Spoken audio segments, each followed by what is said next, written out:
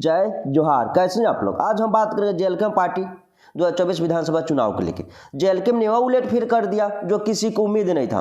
झारखंड चुनाव में जयराम महतो की जो पार्टी जेएलके में झारखंड लोकतांत्रिक क्रांतिकारी मोर्चा, यह इतना बड़ा उलट फिर कर दिया जो कि चुनाव को पहले कोई नाम नहीं ले रहा था, चुनाव पार्टी को उस तरह की तवज्जो नहीं दे रहा था, लेकिन जेएलके ने वह कारनामा कर दिया जिसके कारण बीजेपी और आजसू जो है यह घुटने पे आ गए। जो सरकार बनाने के सपने देख रही थी वह पार्टी आज विपक्ष में बैठेगी, 24 सीटों पे आकर सिमट गई। तो कहीं ना कहीं जयराम महतो की जो पार्टी जेएलके में झारखंड में जो अपना मैनिफेस्टो जारी किया, वहाँ के लोगों की मुद्दा उठाया, वहाँ पे जो पेपर लीक था उसका मुद्दा उठाया, वहाँ स्थानीय भाषा की बात कही, स्थानीय नीति की बात कही, तो कहीं ना कहीं लोगों को पसंद है वहाँ पे। क्योंकि बीजेपी ने अपना मैनिफेस्टो जारी किया, उसमें बड़ी बड़ी बातें कही गई थी, लेकिन वो शायद लोगों को नहीं पसंद आया। और बीजेपी की तरफ से प्रधानमंत्री मोदी, गृह मंत्री अमित शाह जी, रक्षा मंत्री राजनाथ सिंह जी और कई राज्यों के मुख्यमंत्री आकर वहाँ पर प्रचार किए, फिर भी वहाँ पर सरकार बनाने में नाकाम रही बीजेपी पार्टी और आजसू पार्टी का सुपड़ा ही साफ हो गया। आइए हम लोग इसको विस्तार से हम लोग जानते हैं। जेएलके पार्टी एक सीट जीती डुमरी विधानसभा से, जो टाइगर जयराम महतो जहाँ से चुनाव लड़ रहे थे। एक सीट जीती डुमरी विधानसभा से जहाँ से टाइगर जयराम महतो चुनाव लड़ रहे थे। 3 सीटों पे जेएलके जो है दूसरे नंबर पर रही, 3 सीटों पे दूसरे नंबर पर रही जेएलके, और 34 सीटों पे तीसरे नंबर पर रही जेएलके। यानी कुल 38 सीटों पे जेएलके ने उस तरह के मुकाम हासिल किया जो किसी को उम्मीद नहीं था। क्योंकि जयराम महतो की पार्टी जो जब चुनाव लड़ रही थी, चुनाव में बीजेपी वाले और कोई भी पार्टी उन लोगों को उस तरह की बातें नहीं कर रहा था, उन लोगों को अपने तकड़ में नहीं ले रहा था। लेकिन जब रिजल्ट आया तो पूरे भारत में जेएलके की चर्चा हो रहा है, टाइगर जयराम महतो की पार्टी की चर्चा हो रहा है। क्योंकि टाइगर जयराम महतो के कारण ही कहीं ना कहीं जो आज सरकार हेमंत सोरेन जी की सरकार बन रही, तो इसमें बड़ी अगर भूमिका अगर देखा जाए तो जेएलके का ही रहा है। अगर बड़ी भूमिका देखा जाए तो इसमें जेएलके का ही रहा है। तो इसलिए टाइगर जयराम महतो की पार्टी का पूरे भारत में, पूरे झारखंड में चर्चा हो रहा है। आइए और हम लोग इसमें जानते हैं और उन सीटों के बारे में लोग जानेंगे जहां से टाइगर जयराम महतो की पार्टी के जो प्रत्याशी दूसरे नंबर पर और तीसरे नंबर पर है और कड़ी मुकाबला वहाँ पे किया, उन सीटों के बारे में जान लेते हैं। चलिए जानते हैं उसके बारे में।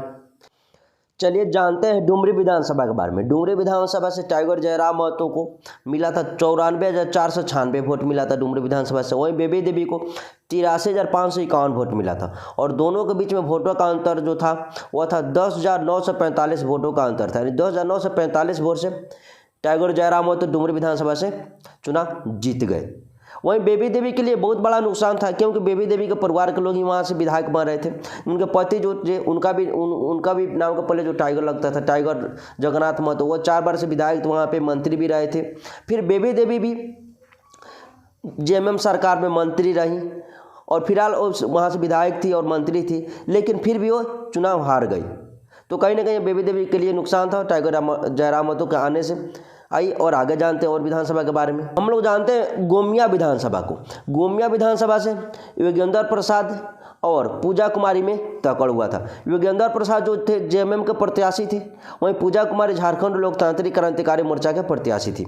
इन दोनों के बीच में जो वोटों का अंतर था बहुत बड़ा अंतर था, 36,093 वोटों का अंतर था। लेकिन पूजा कुमारी महतो जो आजसू पार्टी के लंबोदर महतो जो थे वहाँ से विधायक थे प्रेजेंट में, उनको तीसरे नंबर पर धकेल के खुद दूसरे नंबर पे काबिज हो गई। कहीं ना कहीं यहाँ पे पूजा महतो बहुत बढ़िया यहाँ पे परफॉर्म की, जिसके कारण जो पुरानी पार्टी थी आजसू पार्टी और वहाँ से विधायक जो थे लंबोदर महतो, उनको हार का सामना करना पड़ा। क्योंकि पूजा कुमारी महतो को 59,077 वोट मिला था, वहीं योगेंद्र प्रसाद को 95,170 वोट मिला था। तो कहीं ना कहीं जेएलके में है जो झारखंड में एक नया पार्टी बन के उभर रहा है और पूरे झारखंड में इसकी चर्चा हो रही है। और पूजा कुमारी महतो ने बहुत बढ़िया वहाँ पे काम किया था, जिस कारण लोगों ने उनको इस तरह का वोट दिया। आने वाला समय इनके लिए गोल्डन टाइम होने वाला है। चलिए आगे देख लेते हैं अगला विधानसभा है बेरमो विधानसभा। बेरमो विधानसभा जो है अनूप सिंह और टाइगर जयराम महतो के बीच में तकड़ हुआ था। यहाँ पे रविंदर कुमार पांडे जो थे उनका भी चर्चा करना जरूरी है, क्योंकि रविंदर कुमार पांडे जो थे बीजेपी के थे और 5 बार के गिरिडीह से सांसद रहे थे, 5 बार का सांसद जो रहे थे गिरिडीह से, उनको वो तीसरे नंबर पे चले गए। तो कहीं ना कहीं टाइगर जयराम महतो के आने से बीजेपी को बहुत नुकसान हुआ है।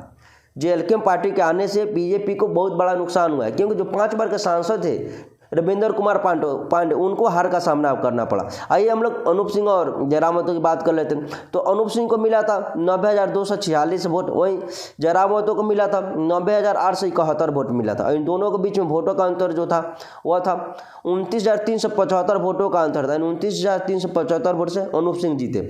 लेकिन कहीं ना कहीं अगर टाइगर जयराम महतो वहाँ पर ज़्यादा इफेक्ट डाले होते तो कुछ और प्रभाव होता है, यहाँ पे कुछ और नतीजे मिलते।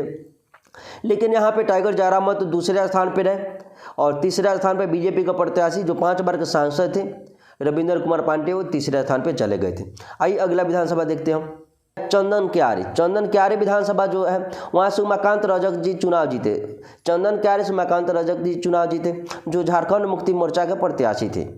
वहीं झारखंड लोकतांत्रिक क्रांतिकारी मोर्चा के प्रत्याशी थे अर्जुन राजभर को वोट मिला था 56,294 वोट मिला था अर्जुन राजभर को। और अर्जुन राजभर कहीं ना कहीं बहुत बढ़िया वहाँ पे परफॉर्मेंस किया था, बहुत बढ़िया काम किया था, जिसके कारण अर्जुन राजभर को इतना वोट मिला। क्योंकि वहाँ पे जो बीजेपी गठबंधन का प्रत्याशी थे वो तीसरे नंबर पे चले गए और अर्जुन राजभर दूसरे नंबर पे रहे। लेकिन यहाँ पे उमाकांत रजक जहाँ से चुनाव जीत गए चंदन क्यारी से। तो बीजेपी के प्रत्याशियों को कहीं ना कहीं हार का सामना करना पड़ा जेएलकेम के आने से, क्योंकि जेएलकेम जो है बीजेपी का ज़्यादातर वोट काटी है और वोट लिया, ये नहीं कह सकते क्योंकि यहाँ पे वोट लिया है जेएलकेम ने। वोट काटने का तो कहा जाए तो बीजेपी ने वोट काटा है, क्योंकि उन लोग से ज़्यादा तो इन लोग का वोट मिला है, ये दूसरे स्थान पे है। चलिए अगला विधानसभा देख लेते हैं। विधानसभा सीली विधानसभा से अमित कुमार चुनाव जीते। सीली विधानसभा से अमित कुमार चुनाव जीते। वहीं सुदेश महतो दूसरे नंबर पर, तीसरे नंबर पर देवेंद्र नाथ महतो है जो जेएलकेम का प्रत्याशी हैं। तो हम बात कर रहे हैं यहाँ पे कि सुदेश महतो जो आसू पार्टी के अध्यक्ष थे वहीं चुनाव हार गए। तो उनके हारने के पीछे कहीं ना कहीं जेएलकेम के जो प्रत्याशी देवेंद्र नाथ महतो थे उन्हीं का बड़ा हाथ है। यहाँ पे हम लोग देख लेते हैं अमित कुमार जो चुनाव जीते झारखंड मुक्ति मोर्चा के प्रत्याशी थे, 73,159 वोट मिला इनको। वहीं सुदेश कुमार महतो को वोट मिला 49,302 वोट मिला। जेएलकेम के प्रत्याशी देवेंद्र नाथ महतो जी को वोट मिला 41,725 वोट मिला। और इनमें वोटों का जो अंतर था अमित कुमार का वोट और सुदेश महतो का वोटों का जो अंतर था 23,867 वोट था। वहीं अमित कुमार और देवेंद्र नाथ महतो का जो वोटों का अंतर था वो था 31,444 वोटों का अंतर था।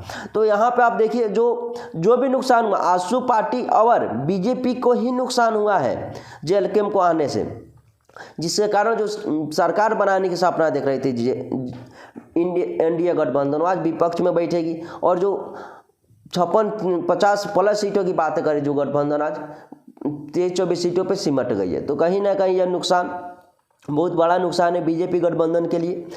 और 2029 विधानसभा का चुनाव जेएलकेम पार्टी के गोल्डन टाइम होगा, वहाँ पे सरकार बनावेगी, पूरा दावेदारी ठोकेंगे। आगे देखते हैं इन लोग का राजनीति क्या होता।